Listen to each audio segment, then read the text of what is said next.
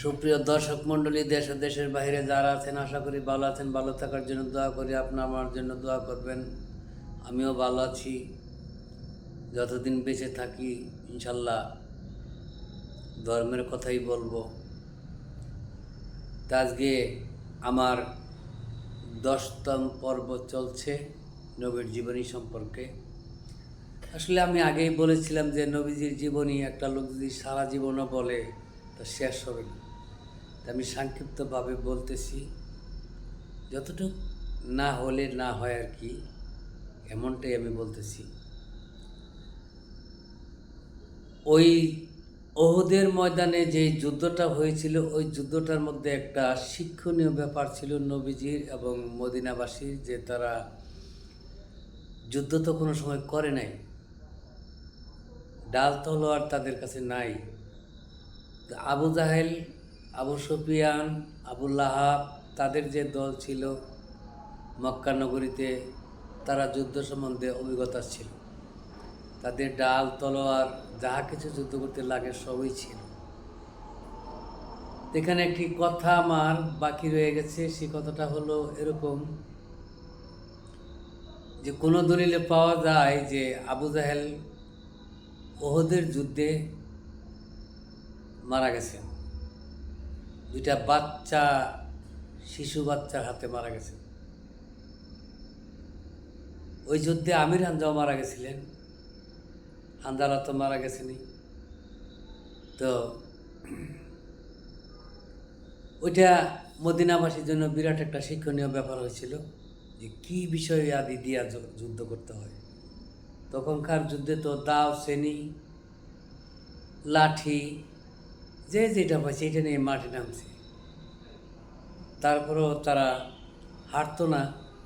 যদিও যে গনিয়তের মাল, মানে যুদ্ধে যারা পরাজয় হয় বা মারা যায়, ওই মালগুলি নিয়ে যাবে, ওইটা নিয়ে ব্যস্ত ছিল। আর পিছন দিয়া গিরিপথ দিয়ে এসে তারা অ্যাটাক করছিল, যার জন্য এত বড় ক্ষতিটা হয়ে যায়। নবীজির মাথায় আঘাত লাগে, আমির হামজা মারা যান, হানজালা মারা যায়। তো বদরের যুদ্ধের কাহিনীটা এইভাবে শুরু হইল। যখন তারা পরাজয় হইল আর আবু লাহাবের দল, আবু জাহেলের দল জিতল, তারা চলে গেল। তারা আবার প্রিপারেশন নিল যে আবার যুদ্ধ করবে। মাস দেড়েকের মধ্যে আবার তারা খবর পাঠাই দিলেন যে আমরা বদরের ময়দানে যুদ্ধ করব। তখন এইভাবে কথাবার্তা বলে এই যুদ্ধ হইত। রাত্রে কোনো যুদ্ধ থাকতো না। সকাল 9টা থেকে আরম্ভ হইত, আনুমানিক 5টার দিকে বন্ধ হয়ে যেত। যার যার কাফেলায় বা বাড়িতে ফিরে যেত। তো ওই যুদ্ধে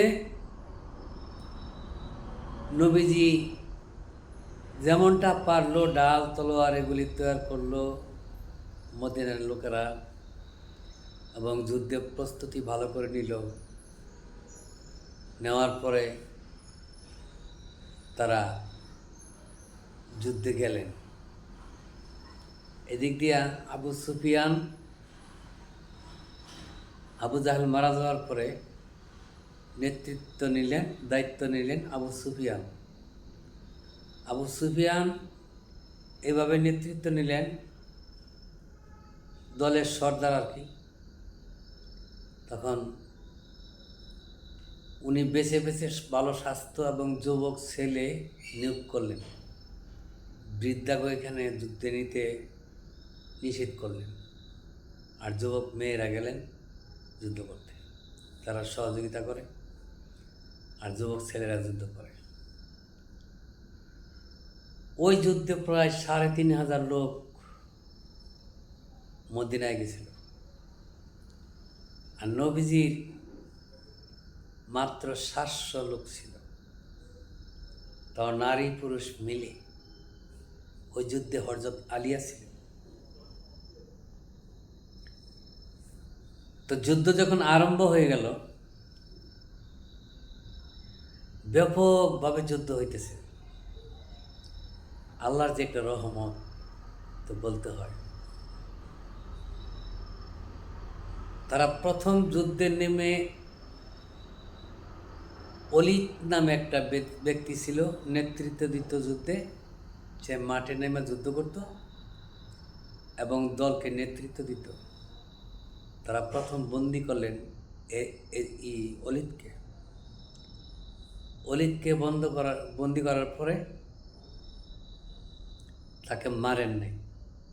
তার কাছে অনেক তথ্য নেওয়ার বিষয় ছিল, সেই জন্য তাকে কাফেলায় নিয়ে আসা হয়েছে। তো যুদ্ধ শুরু করছেন সকলেই। সকলের মধ্যে 2-4 জন তারা মারা গেছে আর যুদ্ধে জয়ী হয়েছে। তো যুদ্ধটা যখন ভীষণভাবে লেগে যাওয়ার পরে দেখা যাইতেছে যে তারা চাপতে চাপতে মদিনার দিকে ধাবিত হইতেছে। তখন ইয়ালি শব্দটা কোথা থেকে আসছে? নবীজি তাকায় বলেন, ইয়া আলী।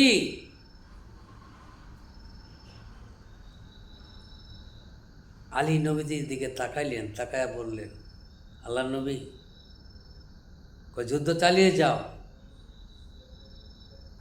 তখন যুদ্ধ যে করবে তার কাছে যেটাকে ঢাল বলা হয়, গুল পাতলার মতো, ওটা তেমনি ফিরায়, তলোয়ার মারলে ফিরায়, আরেক তলোয়ার দিয়ে যুদ্ধ করে। ওই ডালটা ভেঙে গেল। ভেঙে যাওয়ার পরে আবার বলেন, ইয়া আলী, তোমার সামনে দেখো কি আছে। তখন দেখতেছে যে তার সামনে এই যে জানালা আছে না, জানালার মতো একটা লোহার জিনিস, ওইটা থাপা দিয়ে উনি হাতে নিয়ে ওইটা ধাক্কা দিলে একই ধাক্কায় শত শত লোক পিছনে চলে যায় এবং ওইটা দিয়ে চাপ দিলে শত শত লোক মারা যায়। এইভাবে মারতে লাগলেন আর সামনে আগাইতে লাগলেন। তো মারতে মারতে মারতে মারতে মারতে মারতে এক সময় পরাজয় হয়ে গেল। ওদের ময়দানে যে বেদিনের দলা ছিল, আবু জাহেলের লোক, সব পালিয়ে গেল আর বেশি অর্ধেক মারাই গেল। মারা যাওয়ার পরে এই বদরের মাঠে খুব আনন্দ হইতেছে। একবার বলল যে আলী, কিছু লোক বন্ধু বান্ধব এসে বলল যে আলী, তুমি এত লোককে কিভাবে হত্যা করলা, বা এমন যুদ্ধটা তুমি কেমনে করলা? তখন উনি বললো যে আমার একটা সহায়তা ছিল, ওই যে ঢাল, জানালার মতো দেখতেছে না লোহার, ওইটা দিয়ে তাদেরকে আমি আক্রমণ করছি, বেশি চাপ দিছি, মারছি, ধাক্কা দিছি, ধাক্কা খেয়ে পড়ে গিয়ে মারা গেছে। আমার হাতে অনেকজন মারা গেছে। তো এখানে সুন্দর একটি বিষয় হলো এটা, তারা 40 জন লোক গেলেন ডালটা দেখতে। একজন বললো ডালটা একটু আলগি দিয়ে দেখি কতটুকু ওজন। ডালটা তারা আলগি দিতে পারতেছে না। 40 জন লোক ধরছে এই ডালটাকে, ধরার পরও তারা মাটির থেকে উঠাইতে পারতেছে না। কিছুটা উঠাইছে, সামান্য। এখন তারা ভাবতেছে ব্যাপারটা কি। ওইখান থেকেই আবার আলীর কাছে তারা চলে আসলো যে আলী, আমরা ডালটা উঠাইতে গেছিলাম কিন্তু আমরা পারলাম না। 40 জন ব্যক্তি চেষ্টা করছি কিন্তু ডালটা মাটির থেকে উপরে উঠাইতে পারিনি। তখন আলী বলছিল যে এটা আমার ব্যাপার না, আমার নবীজি বলছে ডালটা উঠাইতে, আমি উঠাইছি, এইমাত্রই আমি জানি। তখন ওই লোকেরা বলছিল শেরে আলী, ওইখান থেকে তার নাম হয় শেরে আলী। তো ওই যুদ্ধে জয়ী হলো জয়ী হওয়ার পরে ওই রকম বদরের যুদ্ধ, ওহুদের যুদ্ধ, জঙ্গে জামালের যুদ্ধ, খয়বর জঙ্গের যুদ্ধ, প্রায় কেউ বলে 15টা যুদ্ধ হয়েছে, কেউ বলে 18টা যুদ্ধ হয়েছে। 18টা যুদ্ধেই নবীজি জয়ী হয়েছে। জয়ী হওয়ার পরে তারা মদিনা মক্কা নগরীর লোক, নেতা ফেতা যা আছে সব মরে খেত হয়ে গেছে। আর বড় বিশেষ লোক নাই, কয়েকজন আছে নেতৃত্ব দেয়। তার একটা চুক্তিনামা পাঠালো নবীজির কাছে যে আমরা আর যুদ্ধ করব না, আমরা একটা চুক্তি করতে চাই। সেই চুক্তিটা কি? সেই চুক্তিটা হলো এমন যে আপনারা 1 বৎসর হজ করবেন, মানে কাবা ঘরে আসবেন, আর আমরা যেই 1 বছর যাব, যেই বছর আমরা থাকবো এই বছর আপনারা আসবেন না, আর যেই বছর আপনারা আসবেন ওই বছর আমরা থাকব। এইভাবে একটা চুক্তির পত্র পাঠাইলেন আবু সুফিয়ান নবীজির কাছে। আর অলিদ ওইখানে বন্দিশালায় থেকে নবীজি কি করে, নবীজির উম্মতরা কি করে, এই সমস্ত দেখে সালান্ডার হয়ে বললেন যে আল্লাহর নবী, আমি আপনার সম্বন্ধে তেমন কিছু জানি না, আপনি আমাকে ক্ষমা করতে পারেন, মারতেও পারেন, কাটতেও পারেন, যা খুশি, তবে তার আগে আপনার ইসলামটা আমাকে দেন, আমি আপনার ইসলাম ধর্ম গ্রহণ করব, মন থেকে বলছি। এরপরে আমাকে মেরে ফেলেন, আমার সমস্যা। তখন নবীজি অলিতে ইসলাম ধর্ম পড়াইল, লা ইলাহা ইল্লাল্লাহু মুহাম্মাদুর রাসূলুল্লাহ, ইসলামে গ্রাহিত হইল অলি। আর পরে অলিদের তাগর সাথে মিলে বাদবাকি যে যুদ্ধগুলা ছিল যুদ্ধগুলি করত। তো ধন্যবাদ সকলকে সময় দিয়ে আমার কথাগুলি শোনার জন্য। আমার এই কথার বিনিময়ে যদি কিছু দিতে চান তো লাইক কমেন্ট করেন।